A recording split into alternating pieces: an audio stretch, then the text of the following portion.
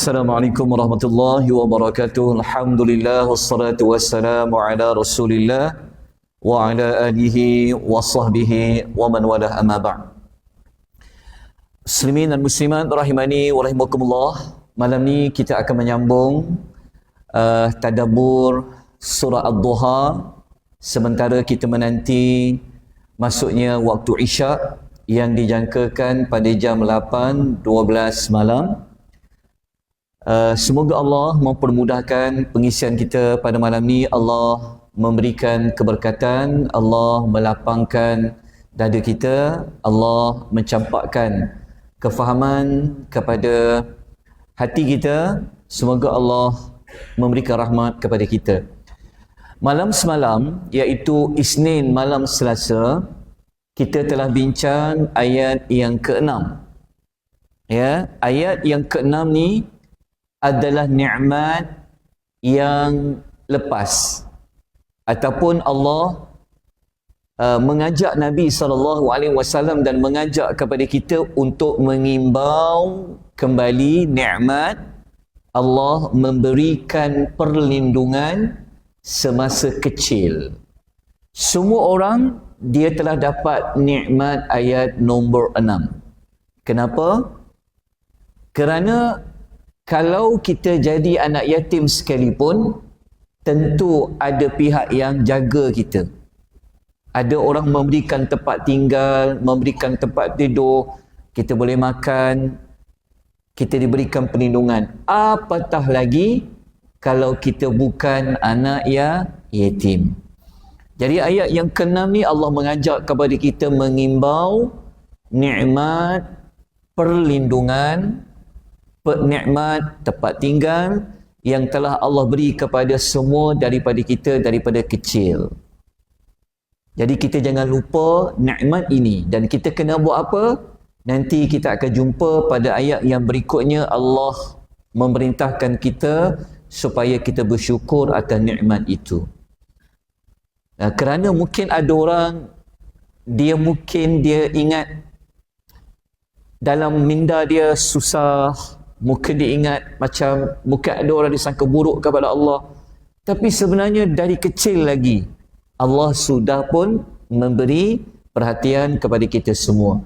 Baik, kita sambung ayat nombor 7. Okey, slide nampak tak? Saya dah edit sikit, saya dah besarkan slide itu supaya lebih panjang. Nampak InsyaAllah, Alhamdulillah. Kalau tak nampak nanti beritahu balik. Kita cuba dapat lagi besar. InsyaAllah. Baik, malam ni kita sambung ayat nombor 7 dan ayat nombor 8. Okey, ayat nombor 7 adalah nikmat Allah memberikan hidayah. Jadi Allah Ta'ala ajak kita kenangkan nikmat Tuhan daripada kita kecil sampailah kita dapat hidayah. Okey, kita bacakan ayat nombor 7 terlebih dahulu. A'udzu billahi minasy syaithanir rajim. Wa wajadaka dhallan fahada.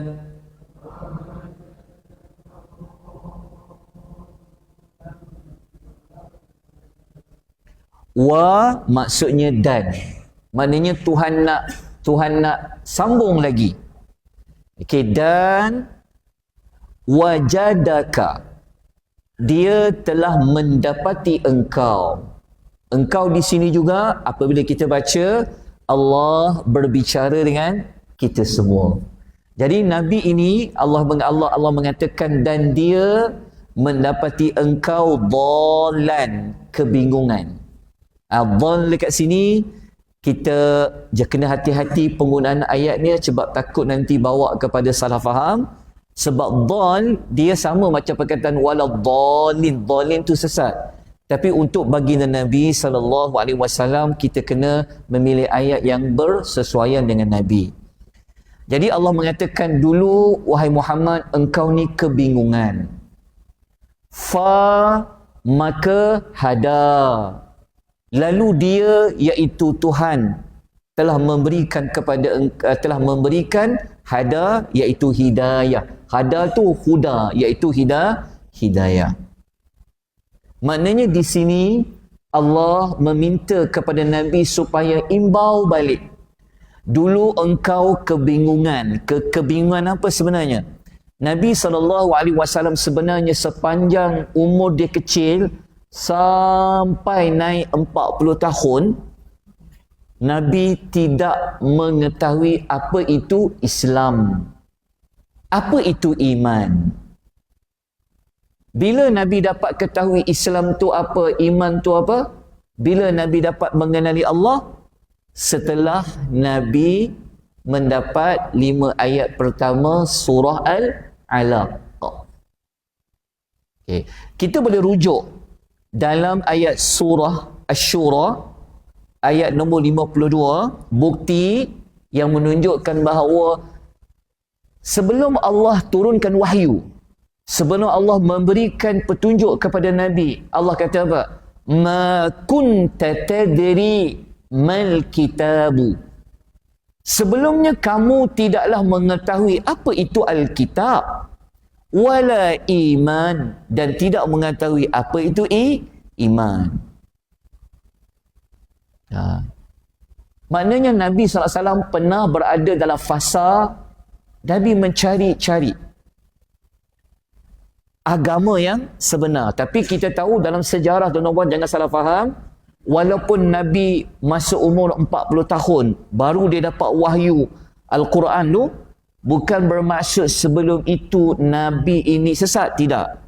Kerana dalam sejarah memang Allah jaga Nabi SAW daripada apa? Menyembah patung-patung. Nabi ni dia tak sama macam orang lain. Sebab tu Nabi dia rasa jiwa dia ada je tak kena. Kenapa orang kampung dia ni pergi minta kepada patung berhala dan sebagainya? Jadi Allah jaga Nabi ni. Tapi Nabi belum tahu apa itu Quran, apa itu iman. Maka ayat tadi kata apa? Engkau dulu wahai Muhammad pernah berada dalam kebingungan. Maka kami memberikan kamu hidayah. Kalau kita ambil ayat tu tampal dengan kita, bandingkan kita dengan Nabi, siapa lebih awal kenal Allah, kenal Islam, kenal iman? Kenal apa itu ayat Quran? Tentu kita kan? Kita lahir saja dah dapat didengarkan azan di telinga, betul tak? Masa sekolah kita dah mula, dia tengok mak ayah dia semayang, kat kecil hantar sekolah agama, petadika belajar agama, naik sekolah rendah belajar agama, naik sekolah menengah belajar agama. Nabi SAW umur daripada kecil nak naik ke 40 tu, Nabi berada dalam keadaan dhalan. Maka Allah memberikan nikmat hidayah. Jadi Allah minta Nabi kenal nikmat tu Muhammad. Engkau kenal Muhammad. Jadi sebenarnya Allah cakap tu, sebenarnya Allah cakap kepada siapa? Allah cakap kepada kita sebenarnya juga. Sebab tu dalam ayat itu, perkataan fahada, dia tidak ada ka. Dia tidak, Allah tak kata alam yajidaka wa wajadaka dhalan fahadaka. Allah tak letak ka tu kamu. Allah biarkan dia kosong. Ini membawa maksud Allah tujukan juga ayat itu kepada siapa? Kepada kita semua. Kerana mungkin ada orang dia lupa nikmat hidayah tu. Mungkin dia ingat nikmat ni macam wang ringgit. Dia ingat nikmat ni macam senang. Jadi apabila Allah tarik nikmat tu sikit, dia dah mula rasa macam Tuhan ni abaikan dia, Tuhan biarkan dia. Tuhan mungkin tak sayang pada dia. Tetapi kalau dia baca surah Duha, sebenarnya daripada dulu lagi Tuhan dah sayang dah dengan Tuhan memberikan hidayah. Okey, daripada ayat ni juga tuan-tuan dan puan-puan rahimani wa rahimakumullah, saya rasa semua faham maksud ayat nombor 7 ni. Ya, jadi kita terus bincang kepada apakah pengajaran yang boleh kita ambil. Okey, nombor 1. Kita dapat pada malam ini Allah mengingatkan kita hidayah, iaitu petunjuk adalah pemberian dari Allah Azza wa Jalla. Ya. Hidayah hanya ada pada Allah. Ada tak orang ni Allah tak bagi hidayah pada dia? Ada. Tapi Allah memilih kita untuk dapat hidayah. Jadi hidayah itu adalah dari Allah. Sebab tu Allah menggunakan perkataan dia. Wa wajadaka, menunjuk kepada Allah dia. Okey, tindakan apa yang kita boleh ambil setelah kita tahu hidayah itu adalah nikmat pemberian Allah? Maka kita kena selalu minta supaya Allah memberikan hidayah, dan mintalah juga taufiq daripada Allah. Tindakan satu ni sebenarnya kita dah buat dah. Kita sedang buat. Kita akan sentiasa juga akan buat. Apa dia? Dekat mana tindakan tu? Tindakan tu dekat suratul Fatihah. Kan kita minta ihdinas sirat, ihdina hidayah, kalah kami, tunjukkanlah kami jalan yang lurus. Sebab Allah je yang boleh memberikan petunjuk. Jadi kita teruskan minta kepada Allah Azza wa Jalla. Baik, pelajaran nombor 2 yang kita dapat belajar. Hidayah ini adalah salah satu nikmat dari Allah kepada manusia. Ni yang kita nak tekankan. Nikmat. Jadi dalam banyak-banyak nikmat Allah, kita jangan lupa nikmat hidayah tu. Kalau kita orang yang serba cukup, apabila dia baca ayat tentang hidayah tu, surah Ad-Duha tadi tu, dia rasa, ya Allah, nikmat harta ni dia tidak senilai dengan nikmat aku mendapat hidayah. So akan menyebabkan dia rasa lagi kena banyak lagi syukur. Kena banyak lagi taat Tuhan. Kena banyak lagi kena buat ibadat kepada Allah. Sebab Allah memberikan dia bukan sekadar dia ada nikmat apa? Harta benda, tetapi Allah bagikan nikmat hidayah. Dan kalau kita sebaliknya, orang yang dalam keadaan kesempitan, dia jangan duk fikir tentang sempit tu je. Dia jangan nampak fikir tentang wang ringgit semata-mata. Tetapi dia kena ingat, Alhamdulillah, walaupun aku susah, walaupun aku sempit, kais pagi makan pagi, kais petang makan petang. Betul lah? Ke dah ada satu yang baru? Kes pagi makan pagi, kes tengah hari makan tengah hari, petang makan petang kot. Kan? Apabila berada dalam keadaan macam tu, kita sepatutnya menjadi seorang hamba, ya Allah, tak apa. Okay, tuan-tuan, kita bukan kempen untuk tak usaha ya. Kalau boleh usaha jadi orang kaya. Tapi kalau dah habis usaha dah, macam tu juga Tuhan bagi, maka kita kena kenang nikmat apa? Tak apalah, walaupun aku serba kekurangan, tapi Allah pilih aku mendapat hidayah. Hidayah apa? Petunjuk apa? Kita dapat kenal Islam, kita Islam, dapat iman, dapat kenal Tuhan, betul tak? Dapat datang ke masjid, dapat faham Quran, dapat belajar, dapat pahala. Ada tak orang kaya? Dia ada kaya dia, tapi dia tak dapat nikmat hidayah? Ada tak? Betul tak? Agak-agak dia orang ni, ke mana hala tuju dia akan datang? Tapi kita ni walaupun adalah cukuplah untuk hidup tu, tapi apabila kita baca ayat-ayat ni, kita rasa macam, ya Allah, Engkau bagi aku hidayah Islam, iman tu dah nikmat yang sangat besar berbanding dengan nikmat yang lain. Jadi Allah minta Nabi SAW kenang akan nikmat itu. Baik, saya ada buat tambahan, saya ada masuk ke satu ayat Quran. Ini kena tulislah. Surah Al-Imran ayat nombor 585. Ini ayat yang kenang nikmat Islam. Siapa yang dia tidak memilih Islam, Allah mengatakan, wa may yabtaghi ghairal islami dina. Siapa yang mencari agama lain selain dari Islam, falan yuqbala minhu fahuwa fil akhirati minal khasirin. Maka apa amal yang dia buat Allah tak terima, dia di akhirat dia termasuk orang yang rugi. Betul tak? Kita kat dunia mungkin taklah kaya mana, tetapi kita kaya dengan iman, dengan Islam. So hargai nikmat itu sebaik-baiknya. Jadi hidup pun jadi tenang sebab kita nampak bukan hanya pada harta, tapi ada pada nikmat hidayah. Baik. Kemudian kita terus kepada ayat nombor 8. Jumpa tak dalam nota tujuan buku tu? Ada ya? Okey, tak apa. Ayat nombor 8. Wa wajadaka 'ailan fa'aghna.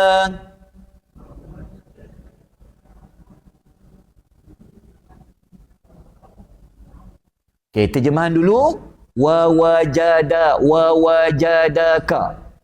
wajadaka, dan dia telah mendapati engkau. Apa dia Nabi dulu? A'ila, kekurangan. Maka Allah bagi apa kepada Nabi? Fa'aghna, maka dia memberikan kecukupan. Aghna ni macam ghani, kaya, kecukupan. Di sini nikmat apa? Nikmat cukup. Dalam bahasa mudah kita, nikmat boleh survive lah. Betul tak? Cukup tak? Boleh hidup tak? Hidup. Betul tak? Allah imbau isu itu kepada Rasulullah. Engkau dulu Muhammad ni kekurangan Muhammad. Tapi kami cukupkan kau. Okey, cukup apa? Perbincangan dia boleh masukkan tafsiran cukup harta, dan cukup di sini adalah cukupkan jiwa, kayakan jiwa. Nabi ni dia ada banyak harta ke?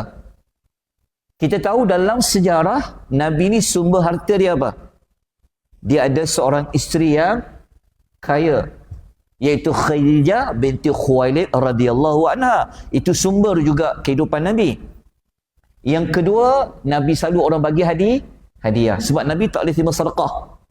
Ahlul Bait tidak boleh menerima sedekah. Nanti kita akan cerita kat surah Quraisy. Dah belajar belum kan? Belum. Nanti kita masuk sejarah Quraisy. Dan Nabi SAW dia juga ada dapat harta rampasan perang. 1/5 kan? Harta rampasan perang. Itulah di antara sumber harta Nabi SAW. Tetapi yang besar dia bukan pada harta sebenarnya. Allah memberikan Nabi kekayaan jiwa. Jadi Allah ingatkan Nabi. Maknanya Allah nak kata Muhammad, sampai daripada kau kecil, engkau membesar, naik umur 40 tahun, sampailah ni, kata Allah, kami tak pernah lupakan kau. Kami tak pernah tak bagi perhatian. Contohnya apa? Tu kau cukup, boleh je hidup. Ada je makan, ada je minum. Betul tak? Sama tak? Maklumat ni Allah nak bagi tahu kepada kita. Kalau dibandingkan kita dengan Nabi, rasanya kita lebih lagi kot lah dengan Nabi SAW. Okey, kaya jiwa ni memang memang Nabi sebutkan dalam hadis ya, riwayat Bukhari Muslim, Nabi SAW mengatakan laisal ghina an kathratil ardi. Bukanlah kaya ni kaya pada harta. Walakin ghinan nafsi. Tapi kaya yang sebenar adalah kaya jiwa. Tapi ayat tadi boleh masuk kepada dua tafsiran ya.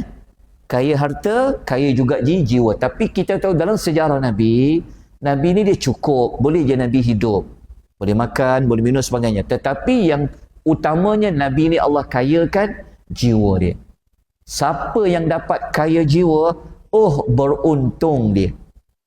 Nabi sebut dalam hadis riwayat Muslim. Nabi mengatakan, qad aflaha man aslama. Untung sangat orang yang diberi Islam. Itu nikmat hidayah tu. Wa ruziqa kafafan. Allah bagi rezeki yang sekadar cukup untuk dia. Wa qanna'ahu Allahu bima atahu. Dan Allah membuatkan dia rasa qanaah. Dia merasa cukup dengan apa yang Allah kurniakan. Okey, ayat nombor nombor 9 ni, nombor 9 ni. Ayat nombor 8 ni, moga-moga dengan penerangan ini dapat memberikan penjelasan tentang tafsiran ayat. Macam mana? Okey. Jadi ayat tu juga sebenarnya Allah nak kata kepada siapa tu? Kata kepada kita juga. Betul tak? Kalau baca ayat-ayat ni, tak diam duduk ke? Tak diam duduk macam mana tau? Maksudnya selama ni mungkin kita rasa macam ada je tak cukup, sebenarnya cukup pun. Ayat-ayat ni dia memberi tamparan kepada kita, sebenarnya banyak nikmat tu Tuhan dah bagi dah. Setakat ni siapa yang dalam hidup dia tak cukup makan? Orang puncak alam ni cukup kena, rasanya lebih makan tu. Kan? Siapa tak tahu nak makan apa dah. Sebab terlebih cukup. Jadi kenang akan nikmat Allah itu ya. So kita dah jumpa berapa nikmat? 3 nikmat.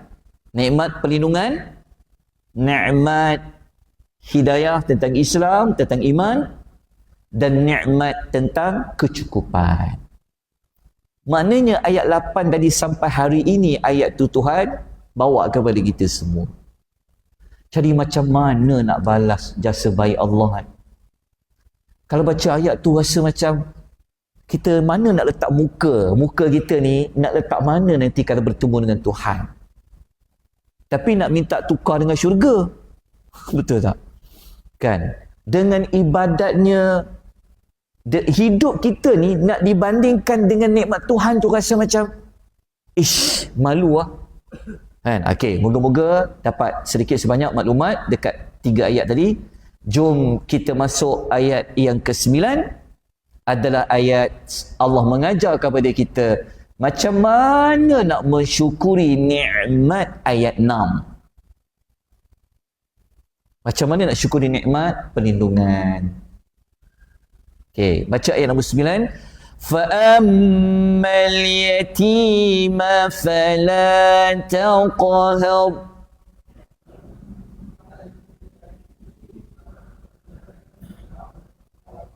Okey, fa'amma maka justru itu al-yatima, mana-mana anak yatim, fala maka janganlah taqhar engkau berlaku kasar.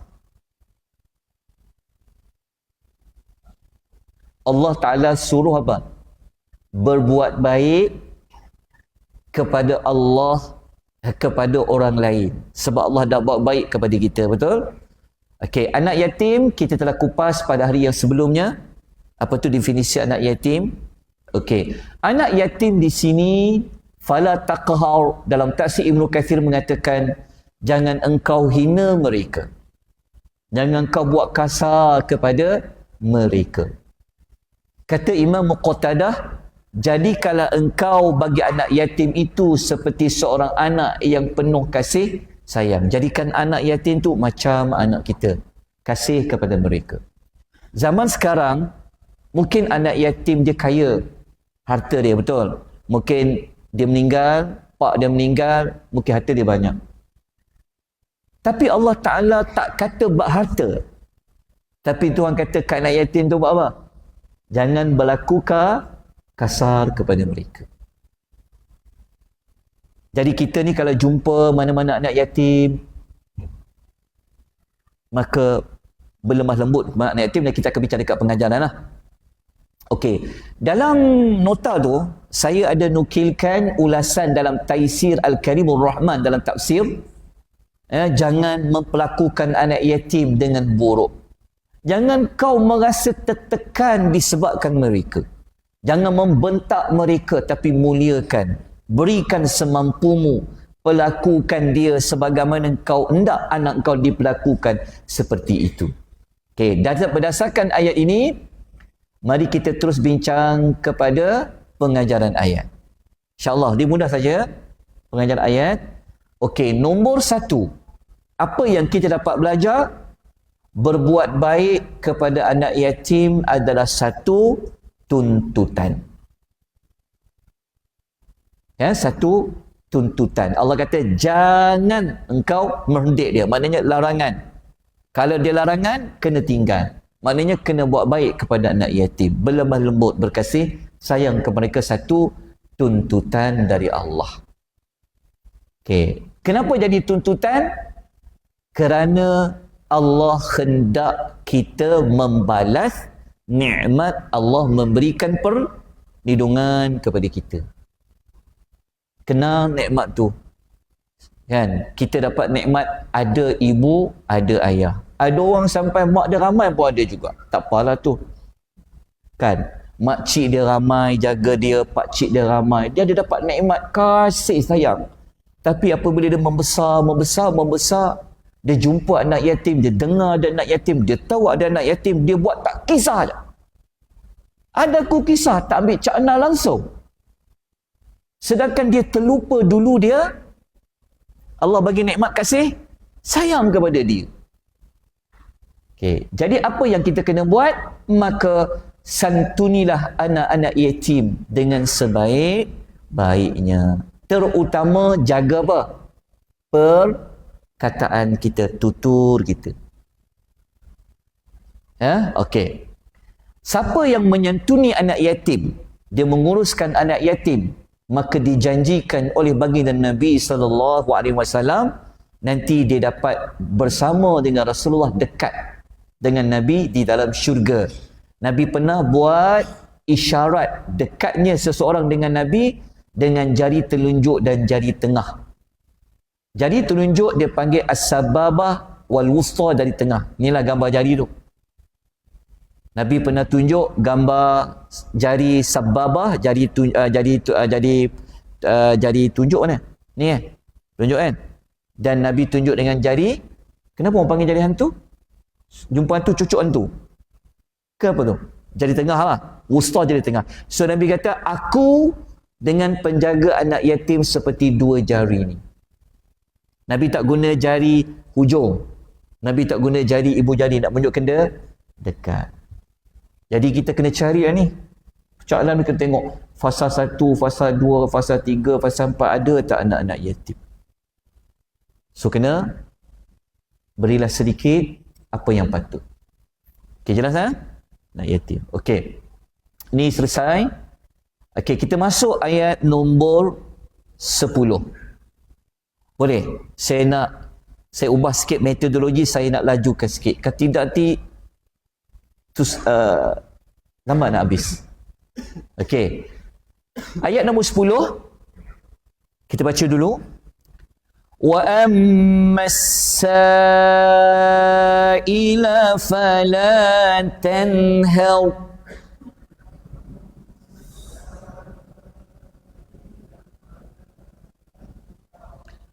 Dan adapun kepada orang yang meminta, sa'il tu orang yang meminta, fala, maka janganlah engkau tanhar, herdik dia. Ayat 10 nak balas nikmat nombor berapa? Nikmat nombor 7, ayat nombor 7 dengan 8. Ingat ayat tadi kita baca mula-mula dapat nikmat apa? Nikmat dapat petunjuk dan juga nikmat kecukupan. Jadi ayat nombor 10 ni, sa'il dekat situ ada dua makna. Makna pertama, orang yang meminta sudut harta. Yang kedua, orang yang meminta jawapan, meminta ilmu dan bimbingan. Dua-dua. Sebab tu dalam ayat tu Allah tak cakap kalau ada orang minta harta kena bagi. Ada tak Allah kata jangan tak bagi? Tapi Allah kata apa? Jangan engkau herdik dia. Maknanya ayat ni menyelamatkan kita. Menyelamatkan apa? Kalau Tuhan kata ada pun orang meminta-minta, jangan kau tak beri. Maknanya setiap orang minta kena bagi. Tapi Tuhan tahu ada di kalangan kita dia tak mampu nak memberi wang ringgit tu. Tapi Tuhan kata jaga mulut. Jangan herdik dia. Jangan duk maki dia. Kan? Nanti kita bincang dekat ayat ni. Okey. Dua tafsiran ni saya nukilkan rujukan dalam tafsir Al-Karimur Rahman lah. Bab minta wang dan ilmu. Okey. Ibnu Katsir kata, apa maksud fala tanhau? Okey, kita menolak dengan lemah lembut. Dekat sini ada tak jenis orang yang duk tengah makan diminta-minta? Ada. Kalau kat Ampang tu sampai tengah jalan pun ada. Ni ramai orang Thailand duduk depan. Belilah duk makcik ni, makcik belilah sate sikit apa semua tu kan. Kadang ada orang minta jual. Selagi datang orang buta, ada orang bawa kan. Jangan kita edit dia. Hai, tadi dah jumpa kau kat sana, jumpa kau kat sini pula. Kalau tak nak bagi jangan herdik dia. Minta maaf, saya tak boleh nak bantu. Jangan herdik dia. Tak nak bagi tak apa. Sebab Tuhan bukan suruh kita jangan tak bagi. Tapi kata jangan herdik dia. Ni kadang tengok tengah nak makan ni. Tengok muka pun semacam je kita.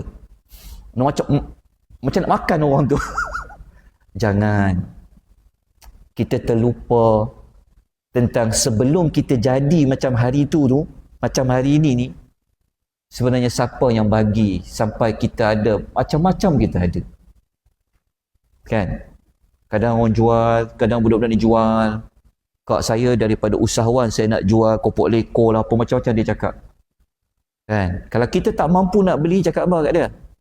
Kak minta maaf, bang minta maaf, tak boleh nak bantu. Tinggalkan sikit mulut tu nak senyum sikit. Kadang-kadang kita punya bongkak tu, Allahu Akbar. Betul tak? Dia tengok pula kita makan siakap 3 rasa lah tu masa tu.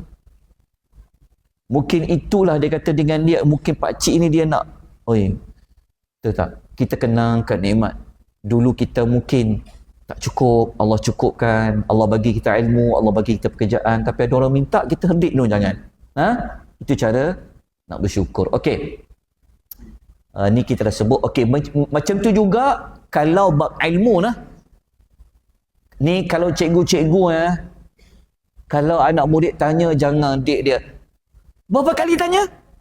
Bukan minggu lepas dia tanya. Kadang ada. Kuliah-kuliah kadang ada juga. Dia tak. Iyalah, kadang-kadang orang ni faham dia tak sama. Jadi kadang murid tanya tu, jangan. Kalau tanya, makcik nak minta maaf, makcik nak tanya soalan bodoh sikit lah Ustaz. Dia tak ada istilah soalan bodoh. Makcik nak tanya apa? Kalau saya boleh jawab, saya jawab lah. Kan jangan kita kata, hey geram betul. Aku dah rasa dia tanya dah 10 kali tanya soalan tu. No, Tuhan kata apa? Fala tanhau. Jangan. Kita cuma kata, okay, nanti saya jawab kemudian. Jangan kita rasa geram. Jangan kita herdik lah. Sampai kecil hati orang tu.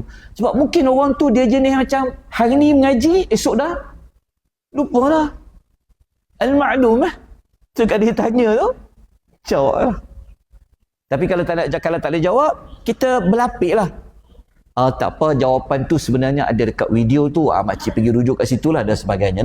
Cikgu-cikgu pun sama. Layan anak-anak murid dengan bagus, sabar. Tak sepemam orang sama. Sebab kita lupa. Sebelum jadi cikgu, dapat pangkat 41, 44 ke 48, siapa yang bagi ilmu tu? Dia dulu dapat cikgu yang sabar dengan dia. Dia jadi cikgu pula. Tiba-tiba dapat kerana anak murid. Herdik anak murid ni. Sampai cekak pinggang. Tak tanya dah budak tu soalan. Jangan Wa ammasail fala tanha. Macam itu juga anak tanya kat kita banyak soalan. Nak minta bimbingan, dia tanya, ayah, berapa kali ayah dah cakap? Jangan. Okey. Kadang-kadang kita buat. Betul tak? Kena sabar. Okey. Habis dah ayat ni, kita bincang tentang pengajaran boleh sebelum kita tutup. Pengajaran dia nombor 1, melayani orang yang meminta sesuatu, sama ada ilmu atau harta dengan sebaik-baik adalah satu tuntutan.